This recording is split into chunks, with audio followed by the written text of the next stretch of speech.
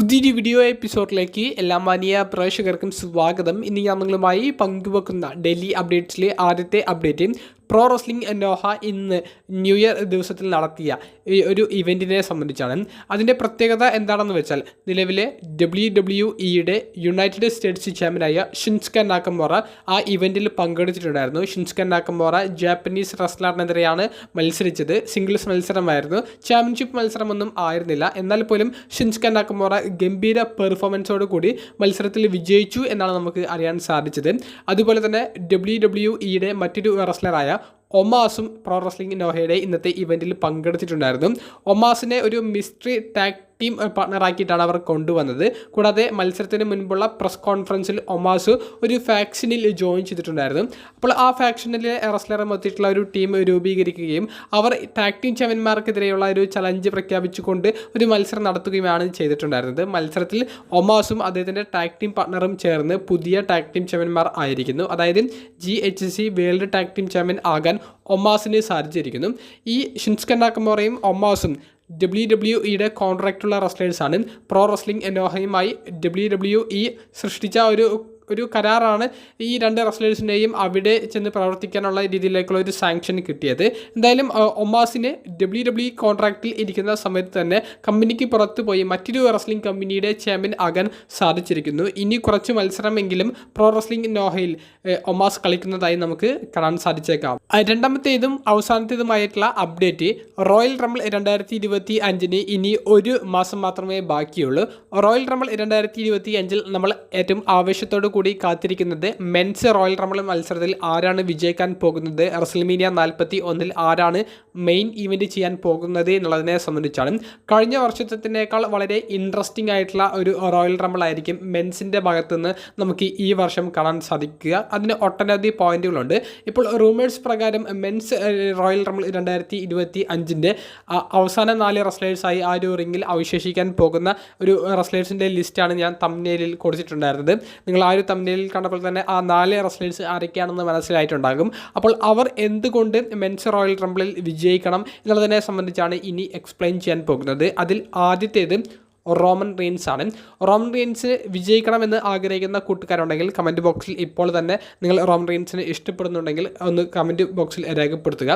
Roman Reigns എന്തുകൊണ്ട് വിജയിക്കണം എന്നുള്ളത് ഞാൻ പറയാനുള്ള കാരണം, ഇപ്പോൾ ട്രൈബൽ കോമ്പാക്റ്റ് മത്സരം അടുത്ത ആഴ്ചയാണ് നടക്കാൻ പോകുന്നത്. അപ്പോൾ അതിന് മുൻപാണ് നിങ്ങൾ ഈ ഒരു വീഡിയോ കാണുന്നത് എന്നുണ്ടെങ്കിൽ ട്രൈബൽ കോമ്പാക്റ്റ് മത്സരത്തിൽ റോമൻ റെയിൻസ് വിജയിച്ചു എന്ന് നിങ്ങൾ വിചാരിക്കുക. അതിനുശേഷം റോമൻ റെയിൻസിന് എന്താണ് ഇനി പ്രൂവ് ചെയ്യാനുള്ളത് എന്ന് ചോദിച്ചാൽ അദ്ദേഹത്തിൻ്റെ ഹെഡ് ഓഫ് ദ ടേബിൾ അല്ലെങ്കിൽ ട്രൈബൽ ചീഫ് ക്യാരക്ടറിൽ നിന്നുകൊണ്ട് ആ ചാമ്പ്യൻഷിപ്പ് വീണ്ടെടുക്കുക എന്നുള്ളതാണ്. ആ ചാമ്പ്യൻഷിപ്പ് വീണ്ടെടുക്കണം എന്നുണ്ടെങ്കിൽ റോമൻ റെയിൻസിന് റോയൽ റംബിളിലെ വിജയം അനിവാര്യമാണ്. അതുകൊണ്ടാണ് റോമൻ റെയിൻസിനെ അവസാന 4 റെസ്ലേഴ്സിൽ വരാവുന്ന ഒരു റെസ്ലറായിട്ട് പറയുന്നത്. അതിനർത്ഥം റോമൻ റെയിൻസ് വിജയിക്കാൻ പോകുന്നു എന്നതല്ല, റോമൻ റെയിൻസിന് വിജയം അനിവാര്യമാണ്. അതുകൊണ്ട് അവസാന 4 റെസ്ലേഴ്സ് അവശേഷിക്കുമ്പോൾ അതിൽ റോമൻ റെയിൻസിനെ ഉൾപ്പെടുത്താനുള്ള പോയിന്റ് അദ്ദേഹത്തിൻ്റെ ട്രൈബൽ ചീഫ് പൊസിഷൻ അല്ലെങ്കിൽ ക്യാരക്ടർ മുന്നോട്ട് കൊണ്ടുപോകണമെന്നുണ്ടെങ്കിൽ അദ്ദേഹം ചാമ്പ്യൻഷിപ്പിന് പോകേണ്ട ഒരു അവസ്ഥയുണ്ട്. അത് കാണിക്കാൻ വേണ്ടിയിട്ടാണ്. രണ്ടാമത്തെ റെസ്ലർ CM Punk ആണ്. CM Punk എന്തുകൊണ്ട് ഈ ഒരു ലിസ്റ്റിൽ വന്നു എന്ന് ചോദിക്കുമ്പോൾ 10 വർഷങ്ങൾക്ക് ശേഷം WWEയിലേക്ക് 2023 CM Punk തിരികെ വന്നതിന് ശേഷം ഇതുവരെ ഒരു പ്രശ്നവും ഉണ്ടാക്കിയിട്ടില്ല. CM Punk ലൈവ് ഇവൻറ്റുകളിൽ വേണ്ട സമയത്തൊക്കെ മത്സരിച്ചിട്ടുണ്ട്. കൃത്യമായിട്ടുള്ള സെഗ്മെൻറ്റുകൾ വേണ്ട സമയത്ത് അദ്ദേഹം ചെയ്തിട്ടുണ്ട്. നല്ല നല്ല സ്റ്റോറി ലൈനുകൾ ഇപ്പോഴും ചെയ്തുകൊണ്ടിരിക്കുന്നുണ്ട്. അപ്പോൾ ഒരു മെഗാ സ്റ്റാർ എന്തൊക്കെയാണോ ചെയ്യേണ്ടത് അതെല്ലാം CM Punk നിലവിൽ ചെയ്തു പോകുന്നുണ്ട്. അങ്ങനെയുള്ള CM Punkനെ റോയൽ റംബിളിൽ എന്തുകൊണ്ട് വിജയിപ്പിച്ചുകൂടാ എന്നുള്ളത് വലിയൊരു ചോദ്യമാണ്. കഴിഞ്ഞ വർഷത്തെ റണ്ണറപ്പ് കൂടിയിട്ടാണ് CM Punk. അതുകൊണ്ട് തന്നെ ഈ വർഷത്തിലെ അവസാന 4 റെസ്ലേഴ്സ് അല്ലെങ്കിൽ അവസാന 2 റെസ്ലേഴ്സിൽ CM Punk അവശേഷിക്കാൻ സാധ്യത കൂടുതലാണ്. അദ്ദേഹം ചെയ്തു വന്നിട്ടുള്ള മികച്ച സ്റ്റോറി ലൈനുകൾ തന്നെയാണ് 2025 മെൻസ് റോയൽ റംബിളിൽ CM Punkനെ വിജയിപ്പിക്കുന്ന പോയിന്റിലേക്ക് എത്തുന്ന ഒരു ഭാഗമാക്കി മാറ്റുന്നത്. അപ്പോൾ ഈ 4 റെസ്ലേഴ്സിൽ CM Punk അവശേഷിക്കാനുള്ള കാരണം CM Punk ചെയ്ത കിടിലൻ സ്റ്റോറിയാണ്. ഇനി CM Punkന് ബാക്കിയുള്ളത് വേൾഡ് ടൈറ്റിൽ സ്റ്റോറിയാണ് എന്നുള്ളത് കൊണ്ട് തന്നെ വേൾഡ് ടൈറ്റിലിന് ചലഞ്ച് ചെയ്യണമെന്നുണ്ടെങ്കിൽ റോയൽ റംബിൾ വിന്നറായിട്ട് പോകുന്നതായിരിക്കും നല്ലത് എന്നാണ് എൻ്റെ അഭിപ്രായം. നമ്മുടെ ലിസ്റ്റിലെ 3ാമത്തെ റെസ്ലർ ദ റോക്ക് ആണ്. റോക്ക് റോയൽ റംബിളിൽ പങ്കെടുക്കുമെന്നുള്ളത് നമുക്ക് ഉറപ്പിച്ച് പറയാൻ സാധിക്കില്ല. കാരണം റെസ്ൽമേനിയ 41 റോക്കിനെ ഉൾപ്പെടുത്തിയും ഉൾപ്പെടുത്താതെയുമുള്ള സ്ക്രിപ്റ്റ് ഇപ്പോൾ തന്നെ അവർ തയ്യാറാക്കിക്കൊണ്ടിരിക്കുകയാണ്. ഇനി റോക്ക് ഉൾപ്പെട്ടിട്ടുണ്ടെങ്കിൽ, റോക്ക് മെൻസ് റോയൽ റംബിളിൽ അപ്പിയർ ചെയ്യുന്നുണ്ട് എന്നുണ്ടെങ്കിൽ റോക്ക് അവസാന 4 റെസ്ലേഴ്സിൽ ഉണ്ടായിരിക്കും. അവസാന 2 റെസ്ലർമാരിൽ ഒരാൾ റോക്ക് ആയിരിക്കാനും സാധ്യതയുണ്ട്. അപ്പോഴും റോക്ക് വിജയിക്കുമെന്ന് ഞാൻ പറയുന്നില്ല. റോക്ക് എന്തുകൊണ്ട് വിജയിക്കും എന്നുള്ളത്, അല്ലെങ്കിൽ എന്തുകൊണ്ട് ആ ഒരു അവസാന 4 റെസ്ലേഴ്സിൽ വരുന്നു എന്ന് ചോദിക്കുമ്പോൾ, റോക്ക് വന്നാൽ അദ്ദേഹത്തിന് വേൾഡ് ടൈറ്റിൽ പിക്ചറിൽ നിൽക്കണം. കാരണം കോഡി റോഡ്സിനെതിരെയും റോമൻ റീൻസിനെതിരെയും സ്റ്റോർ ചെയ്ത് പോയിട്ടുള്ളത് അങ്ങനെയാണ്. അപ്പോൾ കോഡി റോഡ്സ് ആണ് നിലവിലെ അൺഡിസ്പ്യൂട്ടഡ് ചാമ്പ്യൻ. അപ്പോൾ റോക്ക് റോയൽ റംബിളിൽ പങ്കെടുത്താൽ റോക്കിൻ്റെ വിജയസാധ്യത വർദ്ധിപ്പിക്കുന്ന കാരണം കോഡി ചാമ്പ്യനായിട്ട് ഇരിക്കുന്നത് കൊണ്ടാണ്. അതുകൊണ്ട് അവസാന 4 റെസ്ലേഴ്സിൽ റോക്ക് വരുന്നതിൻ്റെ കാരണം ഇങ്ങനെയാണ്.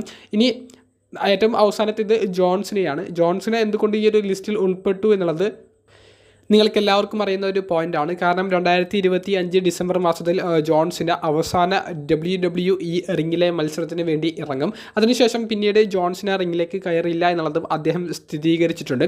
അപ്പോൾ 2025 മെൻസ് റോയൽ റംബിളിൽ ജോൺസിനെ എന്തുകൊണ്ട് വിജയിപ്പിക്കുന്നു എന്നുള്ളതിൻ്റെ ഉത്തരം നിങ്ങൾക്ക് തന്നെ മനസ്സിലായിട്ടുണ്ടാകും.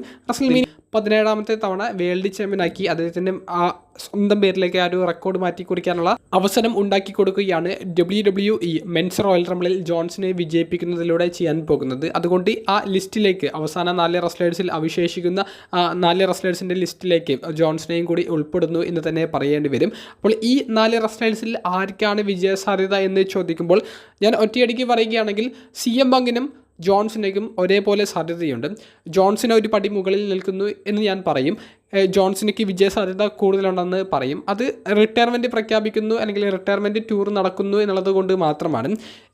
നിങ്ങളുടെ അഭിപ്രായം ആർക്കൊപ്പമാണെന്നുള്ളത് കമൻറ്റ് ബോക്സിൽ രേഖപ്പെടുത്തുക. ഇനി റോക്കൊന്നും അപ്പിയർ ചെയ്തില്ല എന്നുണ്ടെങ്കിൽ ആ സ്ഥാനത്തേക്ക് അവസാന 4 റെസ്ലേഴ്സിൽ ആര് വരും എന്നുള്ള നിങ്ങളുടെ അഭിപ്രായം കമൻറ്റ് ബോക്സിൽ ഒന്ന് രേഖപ്പെടുത്തുക. അപ്പോൾ അടുത്തൊരു വീഡിയോയുമായി കാണുന്നത് വരെ ബൈ.